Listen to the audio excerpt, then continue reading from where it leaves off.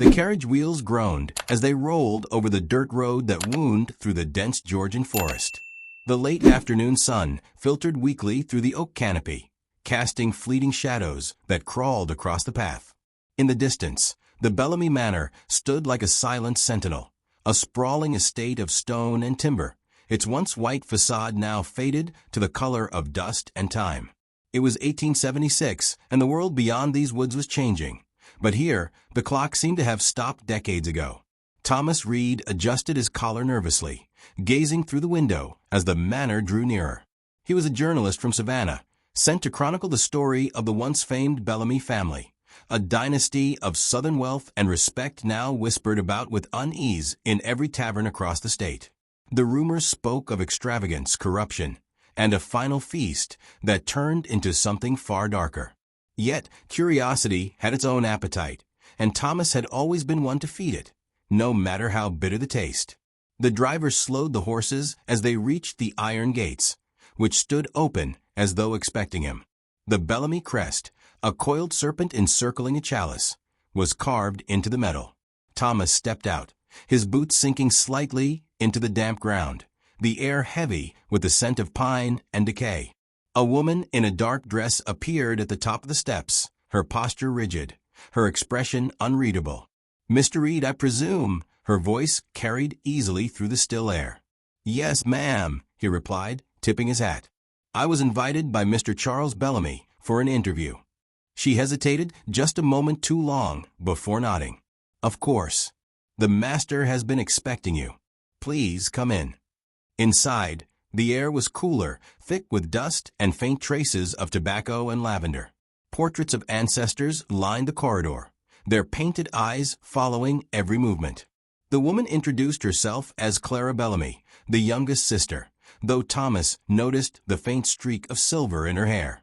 The interior was surprisingly well kept, yet every corner seemed steeped in sadness, as if the house itself carried memories it could not bear to release.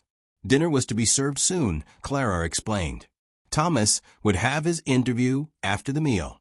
He followed her through the parlors, where candlelight revealed elegant decay, velvet curtains fraying at the edges, a grand piano unplayed for years, and an old clock whose pendulum no longer swung.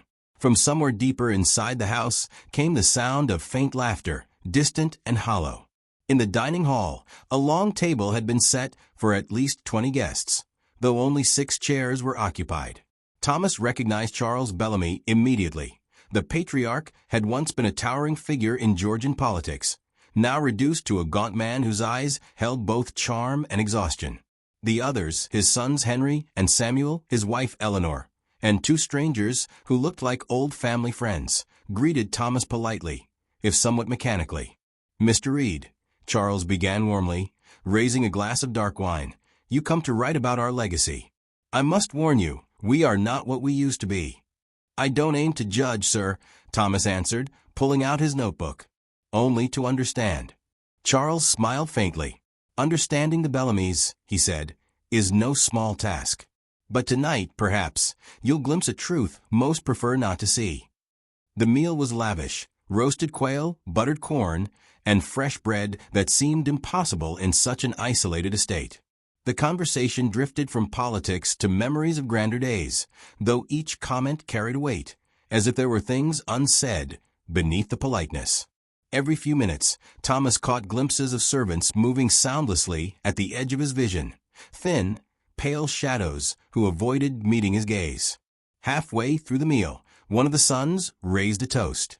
"To endurance," Henry said, his trembling hand clutching a glass. "And to family, the only thing that survives us all." The clink of glasses echoed strangely, reverberating off the walls longer than it should have. After dessert, Clara led Thomas to the study for the interview. The air there smelled of old leather and smoke. Charles sat behind the desk, hands folded, eyes glinting in the candlelight. "Mr. Reed, what have you heard about us?" he asked softly. "That your family held the grandest feast Georgia ever saw," Thomas said, "and that it never quite ended." Charles leaned forward, smile vanishing. "Ah," he murmured, "so the stories made it out there after all." He stood, walking to the window. Outside, lightning flickered across the horizon, illuminating the dark outlines of the estate's orchards. "Do you know what it costs to keep a feast going, Mr. Reed? To keep time itself from closing the table?" Thomas frowned, unsure whether the man spoke metaphorically. "I suppose it costs everything," he said carefully. Charles turned and looked at him with an intensity that unsettled him. "Yes," the old man replied. "Everything."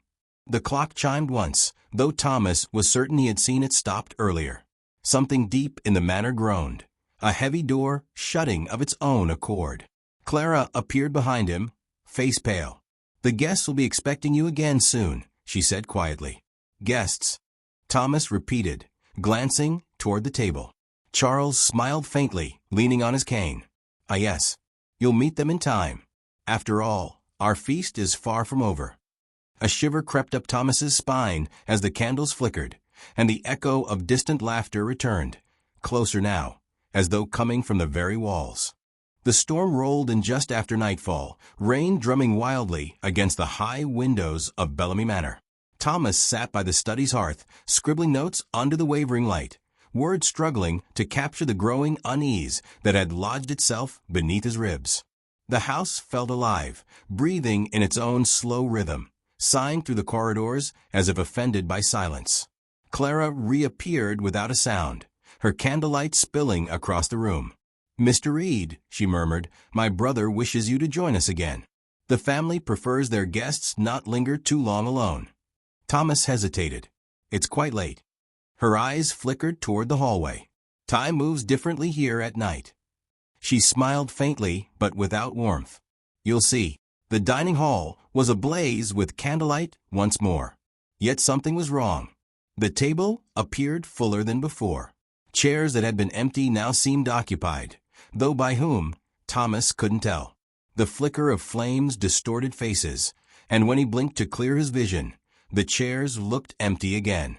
Charles sat at the head, glass of wine untouched, his expression that of a man awaiting confession. "Back so soon?" the patriarch said calmly. "Tell me, Mr. Reed, have you ever dined with ghosts of your own making?" Thomas forced a chuckle. "Not knowingly, sir." Charles raised an eyebrow. "Ah, but we all have. The past does not vanish. It lingers like perfume. You smell it long after the flowers have died." Eleanor Bellamy, elegant despite her tired features, set down her silver utensils and turned her distant gaze toward Thomas. "We keep this feast to remember what we lost," she said softly. "To remind ourselves that nothing remains untouched by hunger. Hunger for wealth, for recognition, for eternity." Henry shifted in his seat, his fork scraping against the plate. "The world forgot us once," he muttered. "But the manor remembers. It doesn't forgive forgetting." The thunder outside cracked, echoing through the hall. For a moment the candles dimmed, and in that half-light Thomas thought he saw a dozen blurred silhouettes standing behind the family, watching silently, their outlines flickering with the rhythm of the storm. When light returned, they were gone. He rubbed his eyes. "It's a fine meal," he said, trying to steady his voice. "But I'm curious, how long have you been holding this tradition?" Charles leaned back. "Since the winter of '74, the year famine struck our lands. We made a vow then, to never let this table know emptiness again." His tone dropped to a near whisper. "And we haven't." Thomas noticed the glint of something in the patriarch's eyes, a feverish pride mingled with despair. He sensed that whatever truth hung over this family was not bound to superstition alone, but something rooted in guilt, maybe even madness. When dinner ended, the guests, whoever they truly were, dispersed to their chambers. Thomas lingered, driven by the instinct that had always led him into places others avoided. He wandered through the quiet halls, following the low hum of rain against the roof. Oil paintings loomed in the dim light. Faces passed and gone, their brushstrokes cracked like parched skin. He came upon one portrait that stopped him cold. The family gathered at the same table he had just left, but painted years earlier. Except now, he counted figures he didn't remember seeing. And one, seated near the edge, bore his own likeness, almost to perfection. His breath caught. He leaned closer. His hand trembled as he touched the edge of the frame. The paint was still slightly tacky, as though just applied. Clara's voice startled him from behind. "You shouldn't be here." He spun around. That painting. How? It's part of the vow, she interrupted gently. Her expression carried no malice, only regret. Every dinner adds another seat, another face. That's why we keep the feast. You mean he struggled to find the word? You trap people here? Clara shook her head slowly. No one is trapped, Mr. Reed. We invite them, and they accept, for the promise of being remembered. She stepped closer, lowering her voice. You came seeking a story, but stories demand witnesses. The Bellamys can't fade if someone keeps telling their tale. A sharp wind rattled the shutters. From the staircase, above, came faint footsteps, measured, deliberate. The air thickened again with that strange fragrance of old wood, rosewater, and something metallic underneath. Clara's expression faltered. Fear crept into her eyes. It's begun again, she whispered, backing away. He doesn't like it when the storm comes. Who? Thomas asked, but the question was swallowed by a sudden clang, a distant bell ringing from the west wing. 1, 2, 3 times. Charles appeared at the far end of the hall, his cane striking the floor with each step. The guests are restless, he said, voice brittle. Mr. Reed, you should stay close. Wander too deep, and the manor starts to wonder where you belong. The candle flames shrank to thin blue tongues. Somewhere behind him, Thomas heard a child's laughter, a sound that shouldn't have existed in that house. Charles smiled faintly, eyes glinting in the half-dark. Welcome to Bellamy Manor, son. Once you taste our wine, the feast will never end. By dawn, the storm had passed, but the air still carried the heavy scent of rain and smoke. Thomas lay awake in the small guest chamber Clara had shown him to, listening to the manor creak and settle above its foundations like an aging giant. He hadn't dreamt, yet the night had felt endless, filled with faint whispering, distant footsteps, and the echo of that bell somewhere in the west wing. It had rung 3 times, and every chime still pulsed behind his temples. He rose before sunrise and walked to the window overlooking the courtyard. The land beyond was soaked, glistening with dew. Fields that might once have grown corn now lay barren. A strange stillness clung to everything, as if the world itself hesitated to approach the mansion.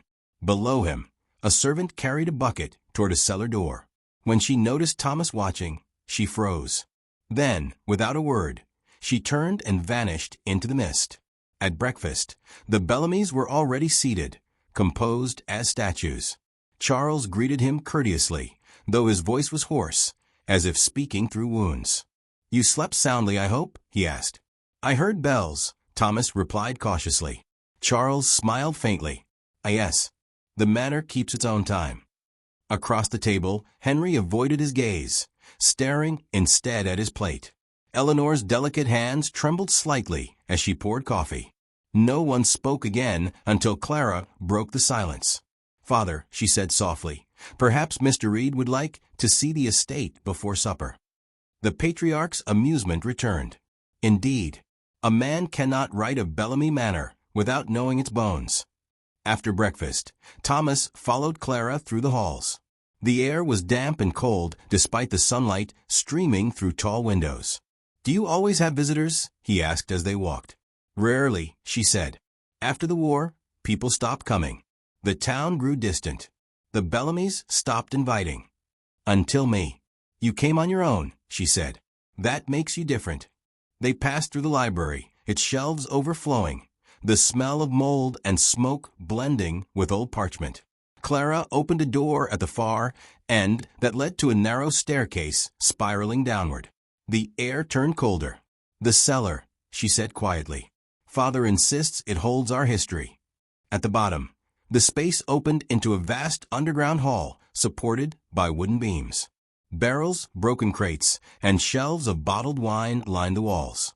At the center stood a massive table, stone, not wood, and on it, rows of silver goblets, tarnished black. Thomas approached, his lantern flickering. Is this where you host your feasts? Clara hesitated. It's where the first one ended, she said finally. When the famine hit, my father gathered what remained of our provisions. He invited neighbors, workers, anyone starving. But hunger changes people. That night, the storm came, and only we survived. Thomas's breath caught. You mean the others? They joined the feast, she said, voice hollow. Their names are painted upstairs, their faces remembered. But nothing leaves this house, Mr. Reed. Not even memory. He stared at her, trying to piece meaning from the fragments. And the bell? Why ring it? To remind us who we owe, she said, glancing toward the far end of the cellar. There in the shadows hung a large brass bell, blackened with age. Its rope swayed slightly, though there was no wind. Every year, on the same night, we ring it 3 times. So the guests know the feast continues. A rustling sound interrupted them. From one of the dark corridors, a figure emerged, a frail man in servant's attire, his features wasted but eyes alert. He stopped when he saw Thomas. Miss Clara, he rasped, your father is asking for him. For me? Thomas asked, surprised. The servant nodded once, then retreated as quickly as he came. When they returned upstairs, Charles waited in the parlor, standing by the fireplace. Mr. Reed, he said, I hear you took an interest in our lower quarters. I was given a tour, Thomas replied carefully. Your daughter said it's where your history remains. Charles chuckled softly. Indeed, the cellar remembers what the living forget. Tell me, have you ever wondered what it means to preserve a legacy? Thomas hesitated. I suppose it means to be remembered. Not quite, said Charles, eyes glinting. It means to make others remember for you. The old man poured 2 glasses of wine and handed one to Thomas. The liquid was dark, almost black. Its scent carried sweetness mixed with the faintest trace of earth. To remembrance, Charles said quietly. Thomas didn't drink. Charles watched him for a moment. You'll find the truth more palatable in time, he murmured. Until then, keep your pen sharp. There's still much to see before nightfall. As Thomas turned to leave, his gaze fell upon a collection of portraits lined above the hearth, newer than the others. The last one had been painted recently, its paint still fresh. It showed the same feast again, but now among the Bellamys, a 7th figure sat halfway at the table, features half finished, still blurred under wet brushstrokes. Thomas's hand went cold. He was no artist, but he recognized the beginnings of his own face taking shape on that canvas. The afternoon sun slanted through the high windows, drenching the parlor in a dull golden light. Thomas stared at the unfinished portrait above the fireplace, the image holding him captive more than any human gaze could. His own face, half-formed, emerging through the layers of oil paint, seemed to shift as he looked at it, the shadow beneath its eyes deepening each time. A tremor ran through him. He had seen illusions before, fatigue, exhaustion, tricks of light, but not like this. Charles chuckled softly from behind. You see it, don't you? The artist always finishes what the house begins. Thomas turned sharply. Who's painting these? They look new. Ah, said Charles, smiling faintly. The manner provides the artist. Always has. You expect me to believe this? The old man shrugged. Belief is only hunger with another name. You came here searching for a story. Now you're part of one. Thomas stepped back, his pulse quickening. That portrait, someone must have painted it. And they did, Charles said. But none living now can claim the brush. Those who paint here do so long after their names are gone. The clock chimed, for dull notes echoing through the vast room. Clara entered quietly, bringing a tray of tea. Her eyes flicked to the portrait, then to Thomas, her expression betraying both pity and fear. It's begun earlier this time, she murmured to her father. Yes, Charles replied, sipping his tea as if nothing about the situation was extraordinary. The manner seems impatient. Thomas's voice trembled. You talk about the house as though it's alive. Perhaps it is, Clara whispered. Or perhaps it's simply what remains when too many memories refuse to die. A sharp gust rattled the shutters. Dust motes swirled in the fading light like drifting ash. Thomas turned back to Clara. How many others have been invited here before me? She hesitated, then lowered her voice. 7 since that winter. All left their mark. In the portraits? She nodded. Silence filled the room, stretching until the only sound was the faint crackle of the fire. Then, faintly from somewhere deep within the walls, the soft toll of the bell echoed once. Just once, low and deliberate. Charles looked up at the ceiling, eyes distant. "The guests stir early," he said. "They remember your name now." The air thickened. The scent of mildew and something faintly metallic rose again. Thomas set his cup down and moved toward the door, muttering that he needed fresh air. But Clara reached out and gripped his wrist. "Leaving won't work after sunset," she said urgently. "You need to go now before it starts." "Before what starts?" "The feast," she whispered. He pulled away and hurried down the hall. Servants glided past, silently, almost drifting, carrying linens and glassware toward the dining room. The smell of roasted meat mingled with candle wax. Every corridor hummed with preparation. When he reached the main doors, he pushed them open, but they didn't budge. The iron latch held firm, though it hadn't been locked before. He shoved harder. Nothing. Behind him a voice said, "The feast keeps its guests until it's done." It was Henry, standing by the staircase, his face pale and drawn. He looked drunk, though no bottle lay nearby. "You think you can come, take notes, leave?" he asked bitterly. "We all thought that once." Thomas turned, heart hammering. "You mean?" Henry nodded, almost pleading. "We can't leave, Mr. Reed. Not any of us. Not since Father made the promise." A rumble of thunder rolled across the sky, though outside it was still day. The light dimmed unnaturally fast. Henry's voice grew hoarse. "He wanted to preserve us, the family's name. When famine came, he offered what was left of our harvest. In return, he demanded the land remember the Bellamys forever. And it did." "You're saying your father made some kind of deal?" Henry laughed weakly. "Call it what you like. He called it devotion." Thomas's notebook slipped from his hand, scattering pages across the marble. Each one fluttered like a dying bird. He bent to gather them, but a crimson stain spread across one sheet. Wine drops, he thought, until he realized it smelled of rust and salt. The bell rang again, this time twice, slow and mournful. Henry flinched. "Too late," he said quietly. "It's summoned."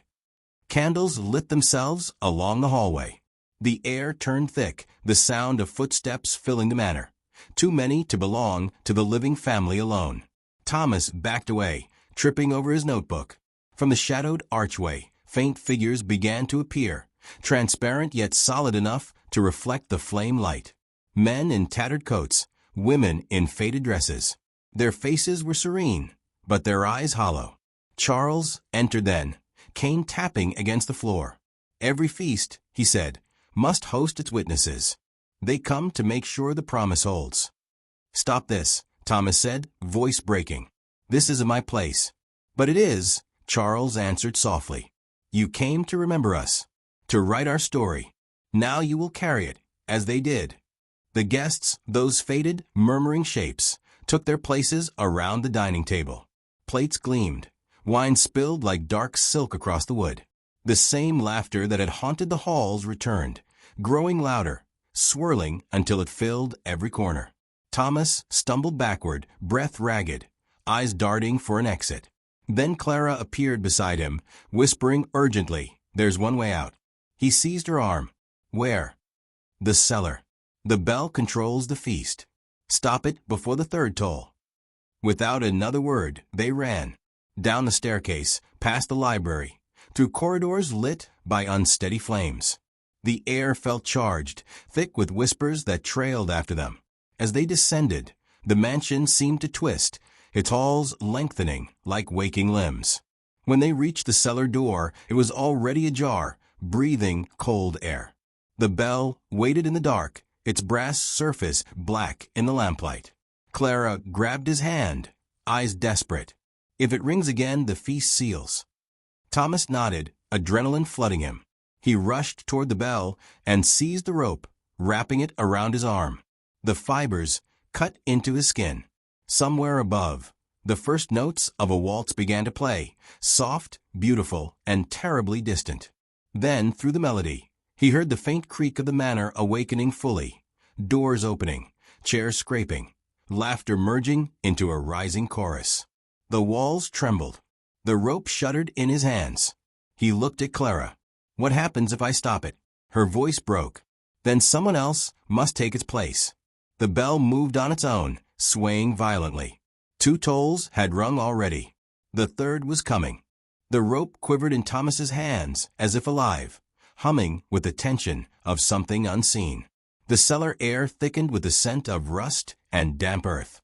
Every candle along the stairwell sputtered at once, flames bowing as though before an unseen wind.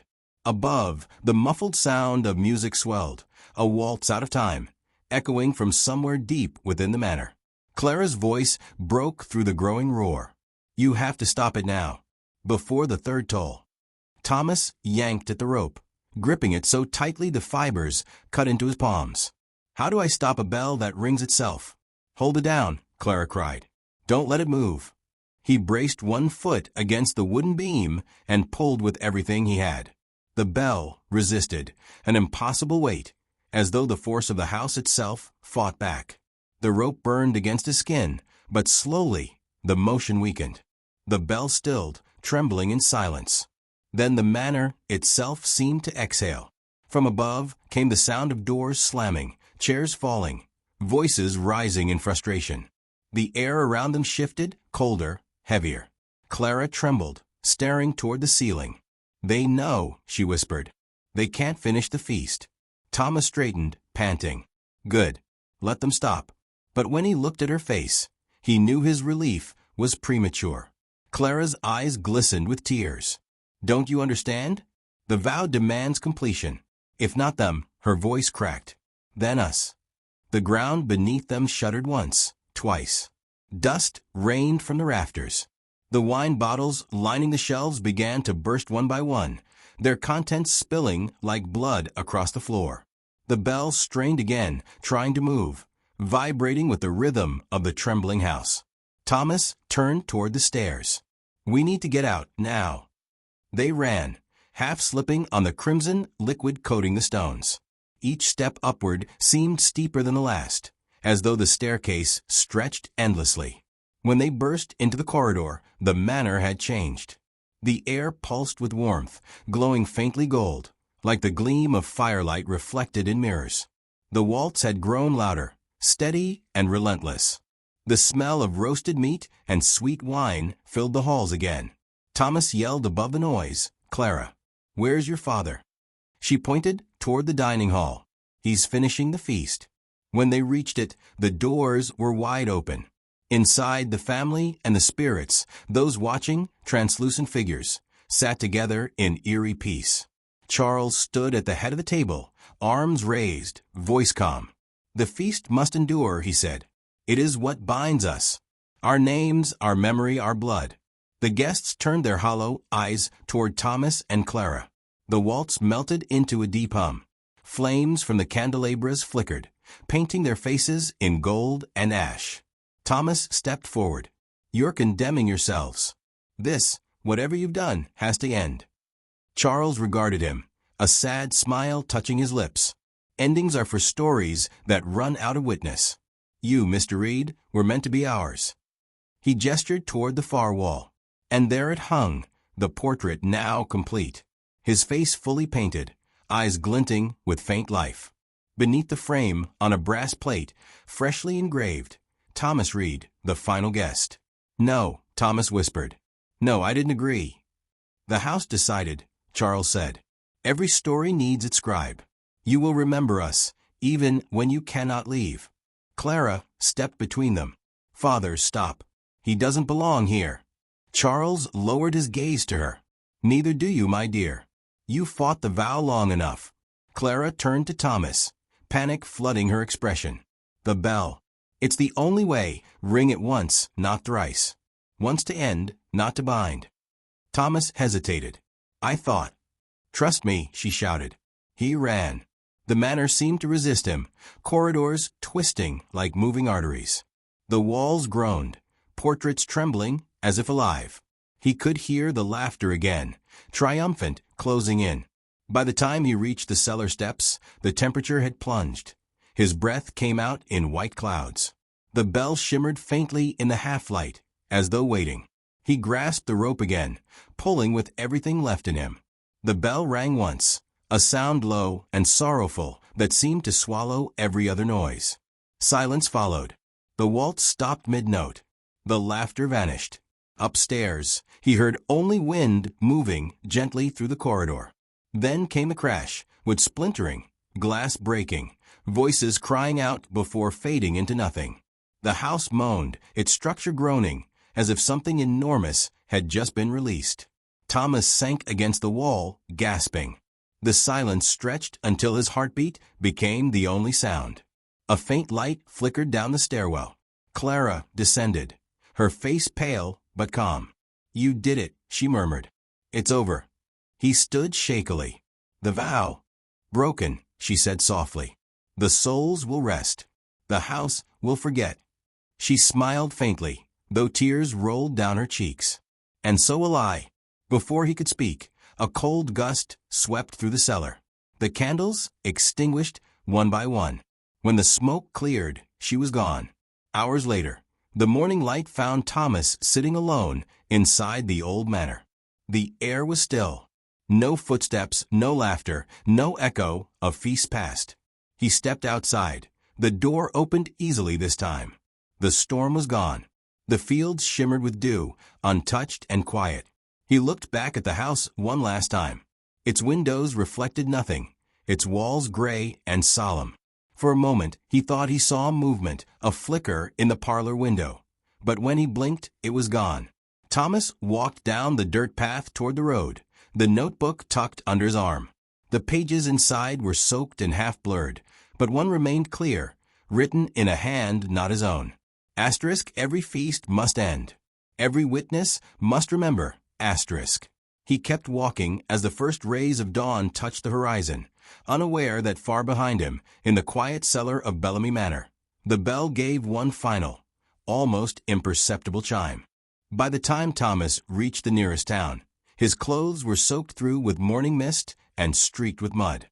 The sun hung low, diffused behind thick gray clouds. He staggered into the main street of Mill Creek, a cluster of storefronts and shuttered houses that looked as though time had deserted them decades before. The faint smell of smoke drifted from the blacksmith's hut. Horses snorted from behind the livery fence, restless at his approach. He found the local inn, a narrow, two-story building with peeling white paint and a hanging sign that read the Copper Finch. The bell above the door chimed as he entered. Inside, the dim room was warm, the odor of coffee and pipe smoke mingling with the scent of old wood.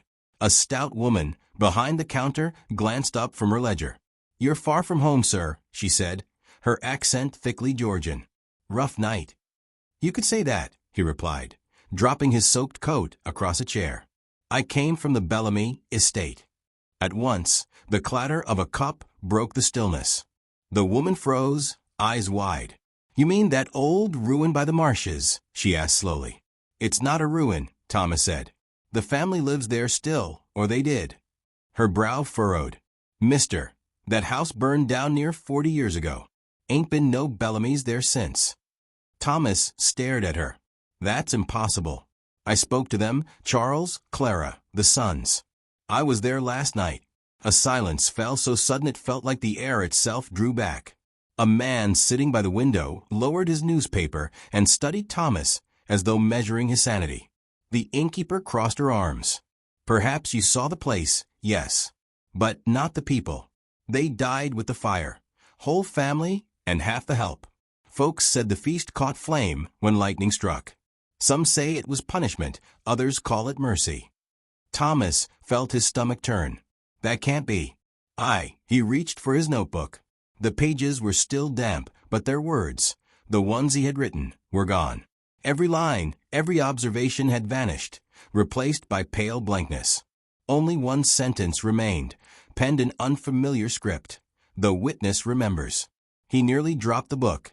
The innkeeper's expression softened, pity edging into her tone. "Maybe you wandered there in the dark, saw shadows. That place can play tricks. Folks who go near it don't stay right after." He didn't answer. His mind reeled, images spinning out of control. The portraits, the endless feast, the bell. He could still smell the candle smoke, hear Clara's voice, feel the weight of her hand on his arm. He looked down at his palm, Faint rope burns still marked his skin. "I need to see the sheriff," he said finally. "Someone must know what happened there." The woman pointed him toward a faded red building at the end of the street.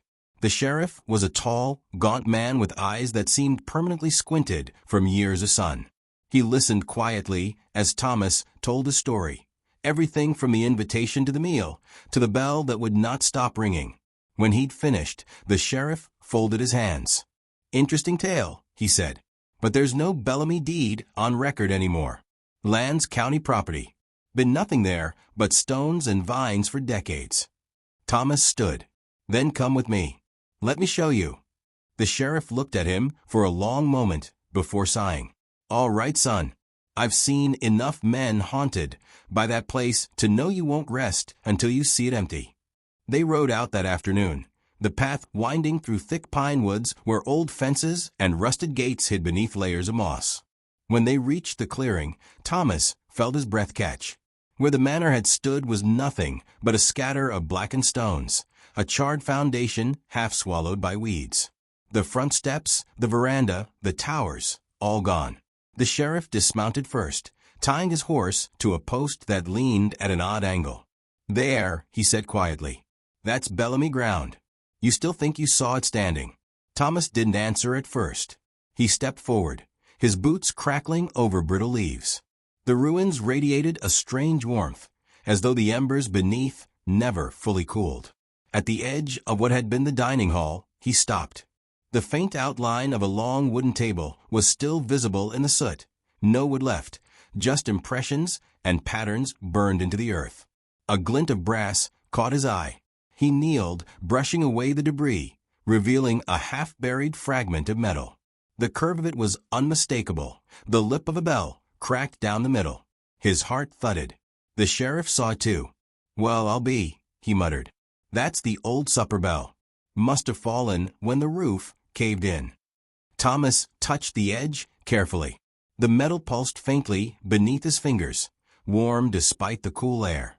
He looked up, scanning the tree-line. For a brief instant, he thought he saw someone standing there, a woman in a dark dress, hair streaked with silver, watching silently. "Clara," he called before he could stop himself. The figure flickered once in the sunlight, and was gone. The sheriff turned, puzzled. "What did you say?" "Nothing," Thomas said quickly. He pushed the notebook into his coat pocket and rose to leave. As they walked back to their horses, he glanced one last time over his shoulder. The wind shifted then, sweeping through the ruins. Somewhere deep in the scorched earth, faint but unmistakable, came the sound of metal brushing stone, a soft, restless note, as if a bell had stirred in its grave. Neither man spoke on the ride back. By dusk, Mill Creek lay quiet again, the manor a silent scar against the horizon. That night, Thomas couldn't sleep. In the lamplight of his rented room, he opened his notebook, determined to record every detail before memory blurred. He began to write. But as his pen scratched the page, the words rearranged themselves, shifting letters dissolving into new ones. When he blinked, a fresh line had written itself across the bottom. Asterisk, every story must be told. Every feast must be remembered. Asterisk. He closed the book slowly. In the mirror above the washstand, his reflection looked back at him, eyes hollow, skin pale. And behind him, faintly, the corner of a gilded frame emerged in the glass, containing a portrait that hadn't been there before. Its signature read, Bellamy. Days passed, though to Thomas they felt like one long echo. He had left Mill Creek, heading first to Savannah, then north, as if distance could wash away the memory. Yet the further he went, the more the world seemed to warp around him. Conversations blurred. Nights stretched too long. He'd awaken sometimes to phantom music, soft waltzes that faded when he tried to trace their source. And always, at dawn, the faint smell of burning would linger in the air. He tried to write the article. The Savannah Herald had been waiting for his story on the Bellamys, but every draft dissolved into incoherence. Paragraphs repeated themselves. Sentences appeared overnight in handwriting he didn't recognize. Each morning, one phrase met him at the top of his notebook. You are the witness. One evening, desperate for clarity, He visited the historical archives near the docks. The clerk, an elderly man with a tremor in his voice, led him to a back room filled with boxes of yellowed documents. "You mentioned the Bellamys?" the clerk asked. "Fine family once. Their name's near legend around here, though more whispered than told." Thomas nodded, his heart hammering. "Do you have any records from 1876? The clerk shuffled through a stack, then hesitated. "Strange. Nothing that recent. But there is this." He handed over a fragile newspaper clipping. The headline read, "Tragedy at Bellamy Manor. Family lost in feast fire." Thomas's eyes darted to the date, December 19th, 1876. His throat tightened. But that was the same night he stopped himself. The article mentioned 16 guests perished in a lightning-spark blaze that consumed the estate. Among the dead, Charles, Eleanor, Henry, Samuel, and Clara Bellamy. He stared at her name. The ink had bled slightly, but he could still read it clearly. Clara Bellamy, aged 28. He swallowed hard. "These are real records?" "Verified." "As real as any," the clerk said softly.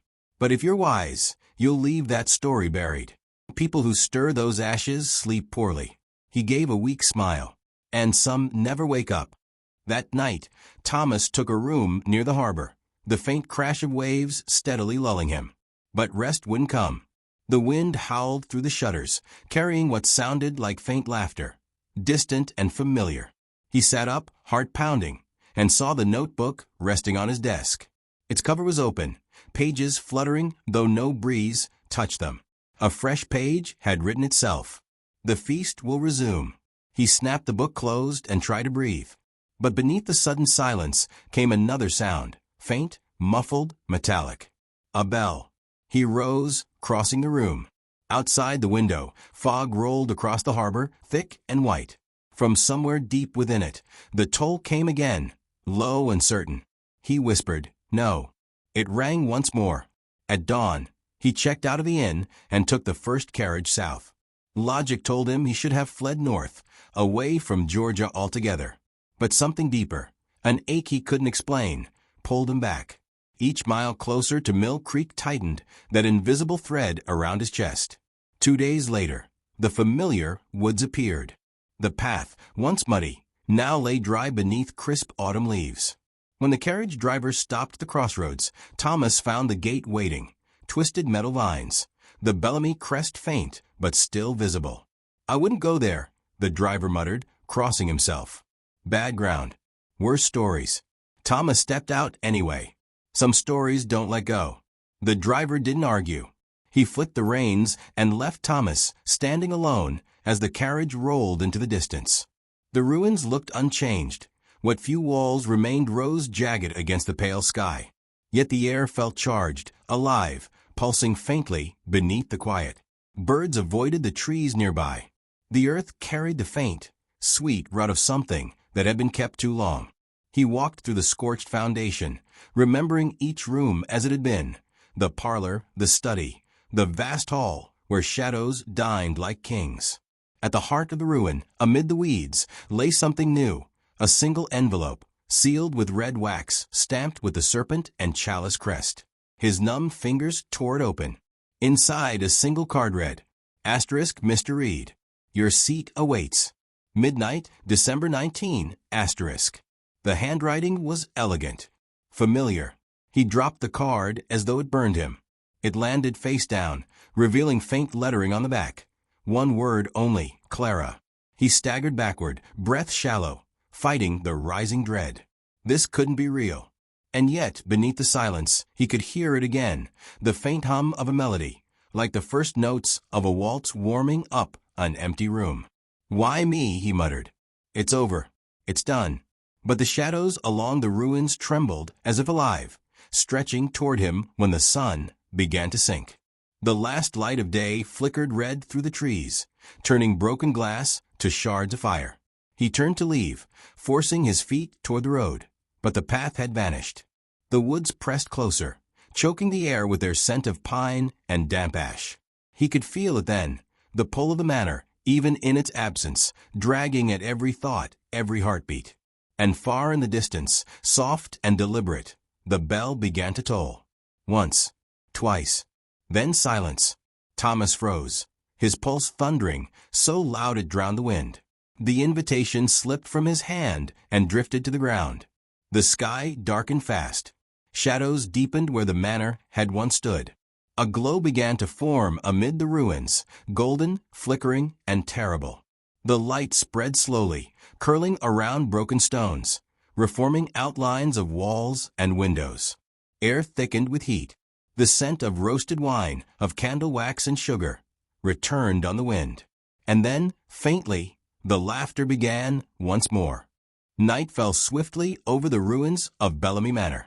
The path Thomas had followed was gone now, swallowed by fog thick enough to taste. The golden light in the distance pulsed gently like a living heart. Each time he blinked, the outlines of walls sharpened, reforming before his eyes. What had been rubble began to rise again, stone merging with air, glass redrawing itself across windows, door frames blooming from ash.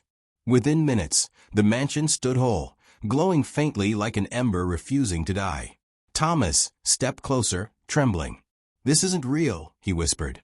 But the cold weight pressing in on him said otherwise. The massive oak doors creaked open on their own. Warm light spilled out, carrying the sweet aroma of roasted meat, honey, and aged wine. Inside, the grand hall shimmered, floors polished, chandeliers gleaming, candles burning in perfect rows. The long dining table stretched from one wall to the other, already set, already waiting. And seated at its head was Charles Bellamy, dressed in black as before. "Mr. Reed," he greeted, voice smooth and steady. "We've been expecting you. You received your invitation, I trust." Thomas stood frozen at the threshold, heart pounding. "It's over. I ended this." Charles smiled. "Endings, my dear boy, are illusions crafted for the living. You stopped a bell, but the sound lives on. Sit. The feast awaits." Around the table, the other figures began to appear. Henry, solemn and gray-eyed. Eleanor, serene and ghostly pale. Servants gliding silently, as if their feet never touched the floor. And then Clara, her expression soft, sorrowful, eyes pleading with him to understand. "I tried to warn you," she said. "It never ends once it begins again." Thomas shook his head. "You told me to ring the bell once, to break the vow." "I did," she said. "And you did. But breaking a vow doesn't erase a debt." The candles flickered as a sound rose from beneath the floor, an undertone like the hum of hundreds of distant voices blending into one. The guests filled the empty seats, shimmering shapes taking human form, eyes glowing faintly gold. They lifted their glasses in unison. "To our scribe," Charles proclaimed, "the one who remembers." Thomas stumbled backward. "I'm not part of this. I'm not like you." "On the contrary," Charles replied gently, "you chose to come back. That's all the vow required." The guests murmured approval, their voices merging into a low, rhythmic chant. The air shimmered with heat, though no fire burned. Sweat slid down Thomas's temple as the floor beneath him vibrated softly, like a heartbeat in the wood. He turned to flee, but the doors were gone, only a smooth wall where they'd stood. Crystal decanters refilled themselves. Silverware gleamed without touch. The music began, a haunting waltz led by unseen hands. He backed away until his knees hit the table. Clara stepped forward, reaching for his arm. "You can't fight it, Thomas. The manor feeds on memory. It needs someone living to tell its story, or it fades." He looked at her, eyes filled with disbelief. "And me? You'll remember us.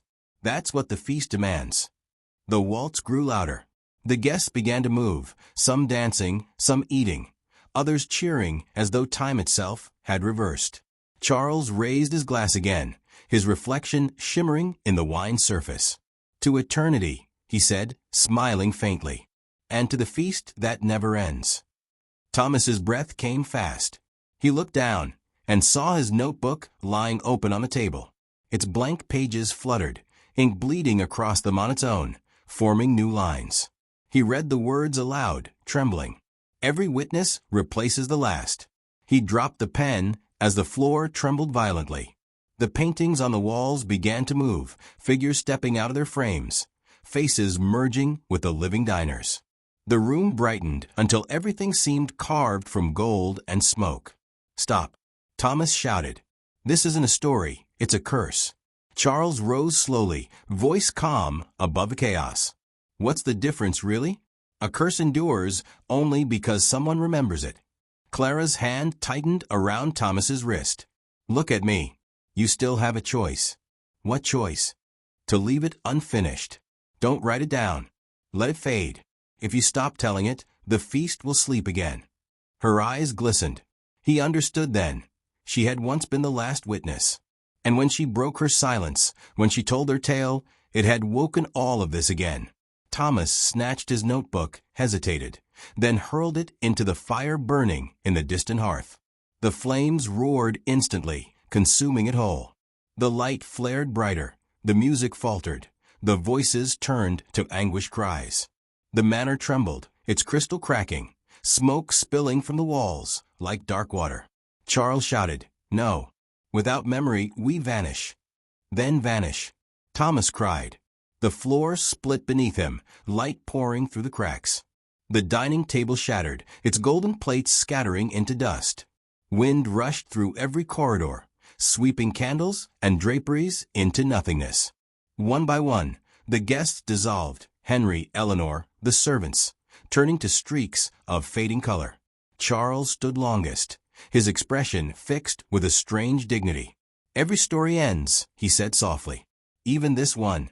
He turned to Clara. "And you, my daughter?" She looked at Thomas, smiling faintly. "I'm tired, father."